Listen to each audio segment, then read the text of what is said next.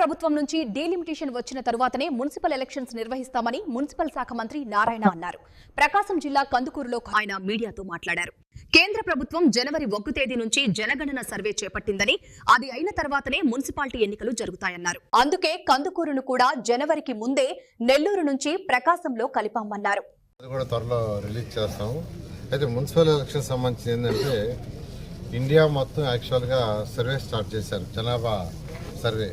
అది ఈ జనవరి 1 నుంచి ఈ యొక్క 26 డిసెంబర్ వరకు ఉంటుంది. అది ఇండియా మొత్తం.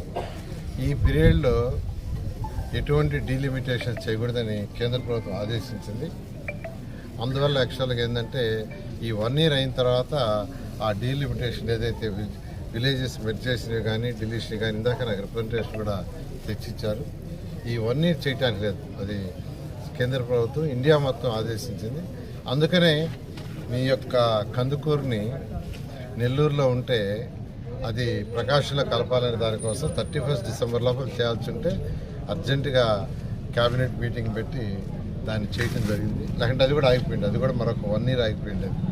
కాబట్టి 1 ఇయర్ వెయిట్ చేయండి, ఖచ్చితంగా అయిపోగానే చేసి చేయడం జరుగుతుంది.